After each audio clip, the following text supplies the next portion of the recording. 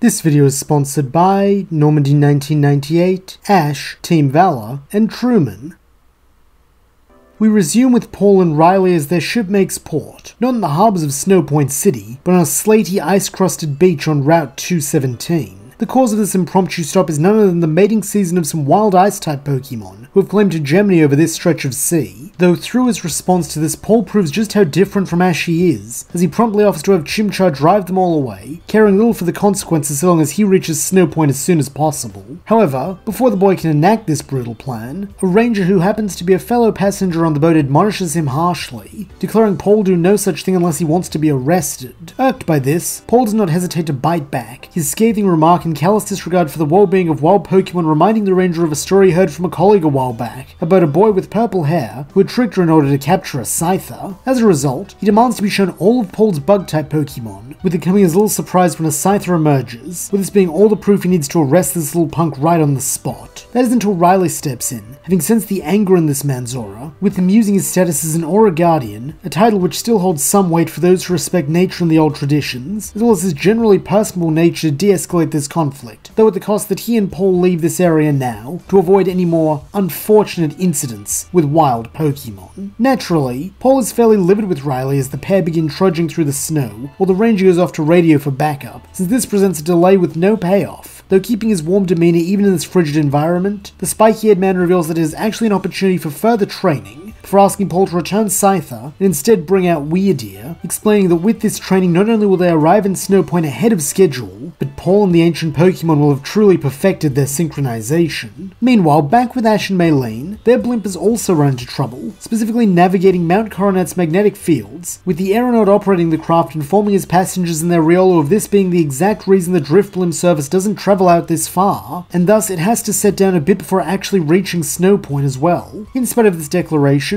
the captain is clearly reluctant to do so, not only because it means breaking his word to the young trainers, but due to the best place to land being a small snowy hill just overlooking the city, which would present a very daunting challenge, as they need to climb down an uncertain and obscured surface before trekking on foot into Snowpoint proper. In light of this, he is actually prepared to brave a very well-deserved bevy of complaints from his passengers while he retrieves his Pokénav in order to hopefully call for some better transportation. However, to his great shock, he is instead met with thanks for doing his best, as both Ash and Maylene hop out, grateful that they've at least got some light winter gear, as they simply start their own trek, with far less reluctance than their current target would. Speaking of, we return to Paul and Riley as the duo come bounding and barreling up the path leading into Snowpoint, on the back of a creature the vast majority of modern Sinnohans have never seen before, though they do not get much of a chance to marvel at the majestic beast, due to the sheer speed with which it is tearing through the snow, courtesy of Riley's training. Thankfully, the cushion of snow under hoof has softened the recoil of riding without a proper saddle, while the experience of acting as rider and mount has indeed helped Paul to attain a stronger synchronicity with his psychic type, with the purple-haired youth feeling confident they have shored up the weakness Ash and Ponyta exploited against them. This confidence boost comes just in time, as having gotten a bit too caught up in the feel of riding, Paul had so far failed to heed Riley's warning of slowing down as they entered the town, with this proving a dangerous oversight, as thanks to losing the speed reduction caused by the snow, the two trainers and their mounts suddenly find themselves heading right for an entire line of school kids crossing the street. Thankfully, this is when Paul's attention returns to the present, and so putting his past loss out of his mind for a moment, he instead yells at Weirdeer to jump, with this allowing them to clear the kids before coming to a stop as the leap used up the remainder of their momentum. However, perhaps it would have been best if they'd just kept running, as having seen how close he was to ploughing through her young charges, the teacher gives Paul a piece of her mind, threatening to call the Jennies on him for riding a Pokemon in a school zone. That is until she realizes what he is riding,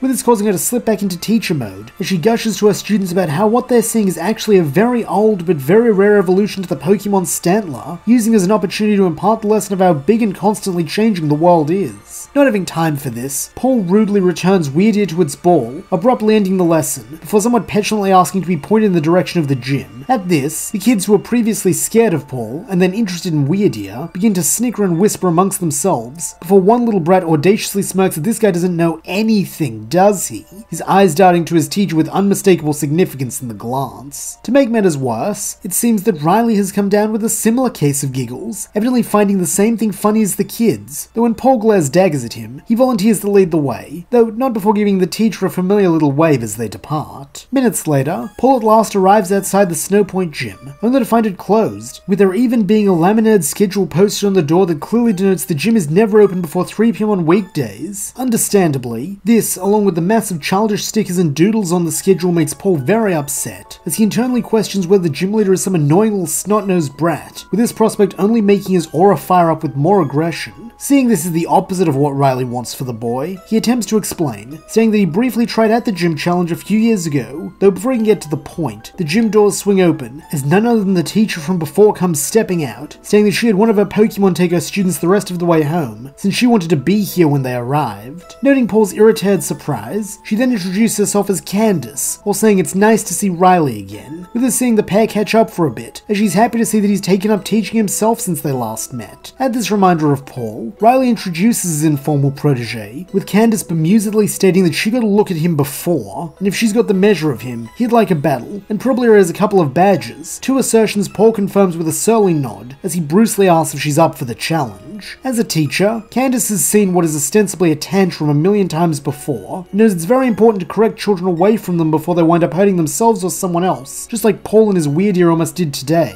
To this end, she leads the boy along with a slightly nervous-looking Riley into the gym, directing Paul to show a referee his badges, and after receiving confirmation that he has 4, states that their match will be a 3-on-3 as per regulations. Hearing this makes Paul's ears perk up, as he was actually hoping for something more challenging for a 5th badge, like a 4-on-4 or higher, but in his whiny response, Candace points out in a very matter-of-fact way that she's already going out of her way to give the boy a battle, rather than some very rightfully deserved attention, and besides, she's down a team member, not to mention that believe it or not, she will have other challenges than him today, so a 3-on-3 is the best she can offer, and more than he deserves for being so rude and impatient all the time. Scowling at this remark, Paul takes a moment to reflect on how the 3 Pokemon limit will affect his strategy, since while it is somewhat vain, he had wanted to continue using one less Pokemon than the gym leader, as a means of forcing his team to rely on their own strength when they don't have others to carry them. While he knows his brothers would call this cruel, it's just pragmatism, and it's gotten results, while separating those who deserve to be on his team from those who do not. In the former category stand Pokemon like Grotle, Buizel, and Weirdeer, all of whom have earned their keep,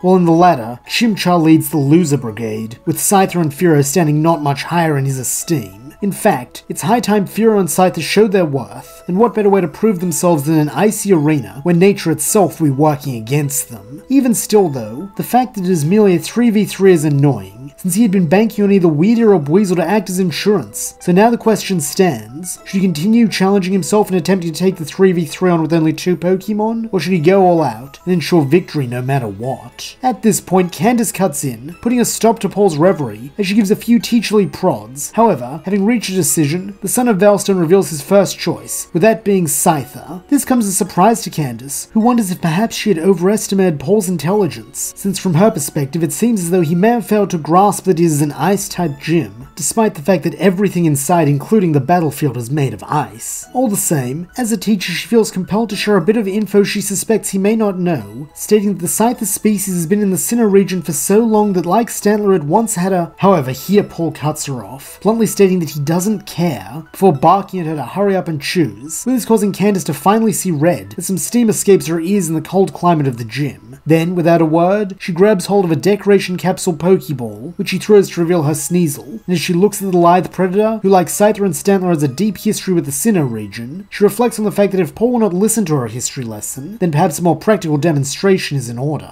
Eager to impart this lesson, the gym leader opens with an ice shard, though showing his own impatience in the process, Paul calls for acrobatics, hoping this will allow Scyther to evade the attack and close the distance, though to his shock and dismay, his bug is unable to avoid the slashing shards, leaving it exposed as Sneasel dashes in to deliver a mean-looking sucker punch that Paul is thankful Scyther resists. In doing so, however, Sneasel has left itself vulnerable to a quad-effective Brick Break, which considering the size difference between itself and Scyther, very well could be a one-shot. At least, that is what Paul thinks, until Sneasel initiates its own Brick Break, which meets and completely cancels Scyther's attack. Then, if this were not bad enough, Candace uses Scyther's lost momentum and moment of surprise to hit it with a super effective Icy Wind that forces the bug to buzz in discomfort and back away. Though it's by no means exact, Paul can't help but recognize an eerie similarity between the gym leader's battle style and the intercepting and countering move Ash developed to defeat the counter snare, though instead of trusting in magic, this teacher is doing so with a simple but solid grasp of his Pokemon. Somewhat regretting cutting her off now, Paul begins to wonder if as a teacher her understanding and confidence extends to all the Pokemon native to Sinnoh, though this curiosity is quickly eclipsed by bitterness at the idea of his signature technique being defeated, and as such, he can think of nothing else but defeating Sneasel and Candace with it. In that moment, Scyther's own aggressive nature responds to Paul's spirit, as it rallies from that initial onslaught, just enough for Paul to come up with something, having it dig its feet into the ground and clash hand blades against Sneasel's own when the Arctic Weasel brings its head back to release a final icy wind, which it and its trainer believe will end this match. However, Paul has one saving grace that Candace had not accounted for, that being Riley and his training. As having grown more familiar with Scyther, he's able to capitalize on something most trainers wouldn't, that being the slight hooking curvature at the end of its blades, which it uses to lock in Sneasel's axe-like claws, leaving the gym leader's Pokemon snared, whether it knows it or not. He then ferociously roars for Scyther to squeeze Sneasel close so it can't escape, while using acrobatics and agility to drag and slam it across the battlefield, resulting in Sneasel's speed and size advantage suddenly disappearing, thus allowing the diminutive Pokemon to be bullied and battered along with the hard icy ground, while helping to increase Scyther's own speed, to the point that when Sneasel finally slips out of the hold with another slick ice shard, the Flying Mantis is able to dodge it this time, forcing Sneasel to recover and skid to a halt at the end of Candace's side, ready for more. However, by this point the trap has already been sprung, as even when Candace cries for her partner to watch out, it is already too late, with Sneasel turning just in time to witness Scyther appear behind it and drive a speed-boosted Brick Break into its feathered head,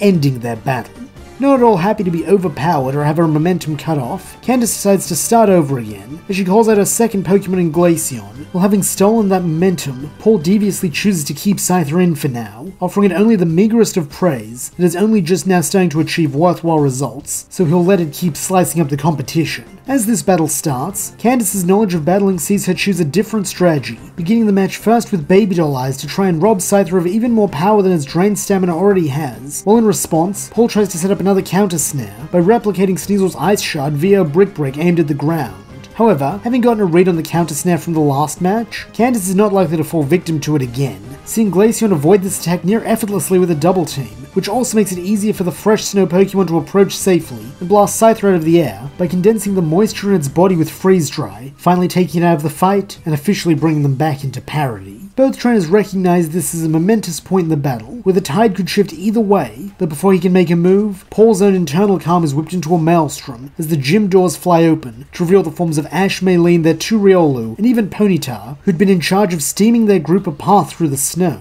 At once, the brothers lock eyes, instantly conveying a flurry of emotions far quicker than words could. Though seeing that Paul is in the middle of a battle, Ash somewhat uncharacteristically remains quiet, looking back to Maylene instead, and rather humbly asking her to follow his lead for now, as they make their way over to where Riley is sitting in the spectators area. Grimacing, now both at his loss and this interruption, Paul decides to maintain his course, wanting to see Furo rise to the occasion in a similar vein to Scyther, and thus calls it forth in spite of the obvious disadvantage. First and foremost among his priorities must be dispatching those double-team duplicates, since with them in play, his odds of managing a counter snare are slim to none. Thankfully, due to Furo's moveset along with his ability in Sniper, he has everything he needs to do so, and to turn this self-righteous schoolteacher's assuredness that she has him beat into the instrument of her downfall. He then orders an Aerial Ace, with the move's unerring accuracy allowing Furo to tear through each of the clones, building up momentum so that when it hits the real Glaceon, it is with a Sniper-enhanced critical hit. Then, as the Arctic Fox goes sprawling painfully, he has Furo transition into Focus Energy and a series of Fury attacks, all with the intent of taking out the evolution as quickly and decisively as possible.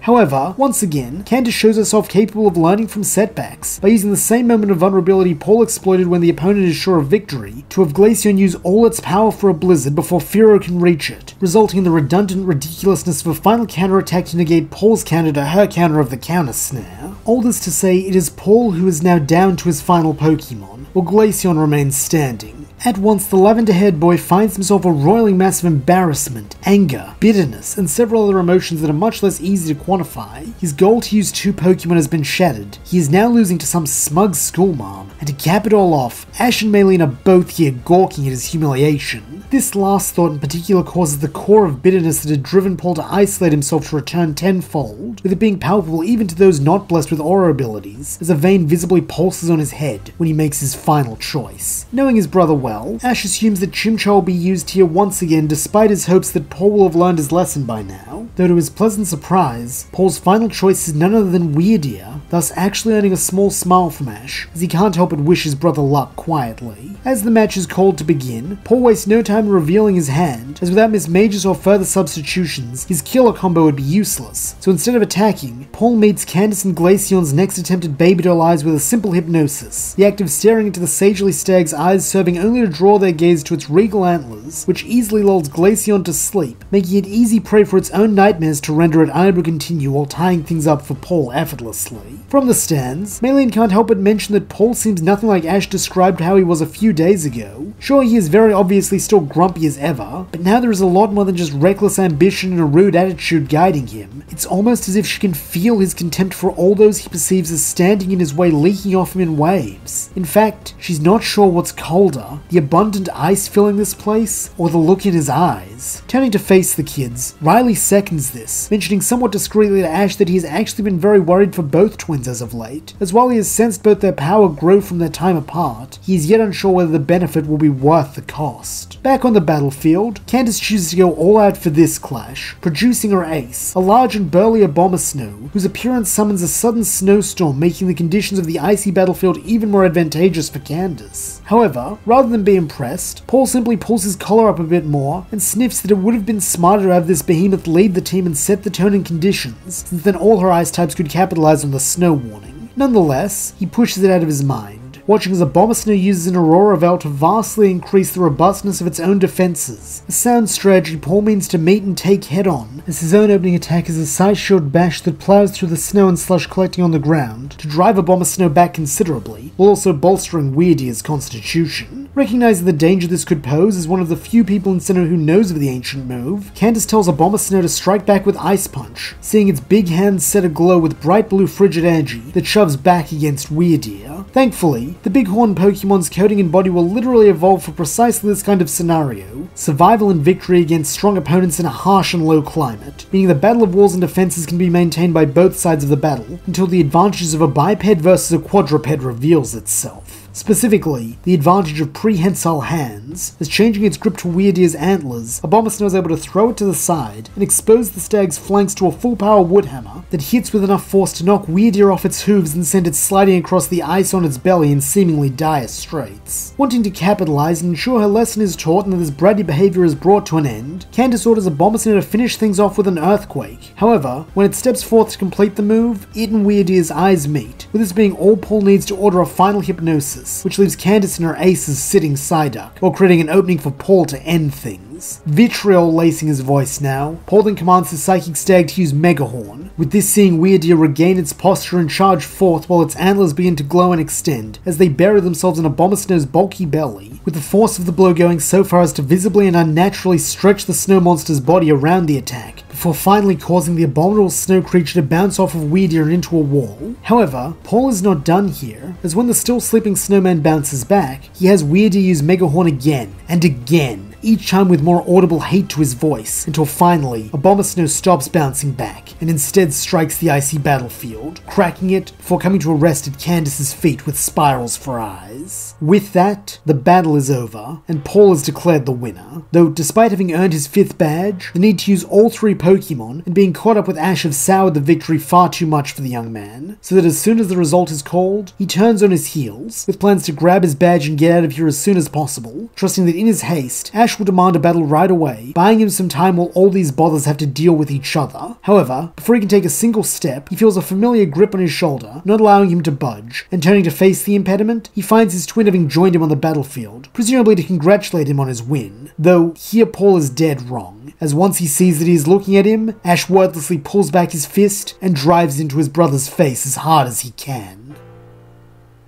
And that's where we'll leave things. What lies in store for the twins now that they are reunited? Will Ash get his gym battle with Candace? And just how satisfying was that punch? Find out as the journey continues.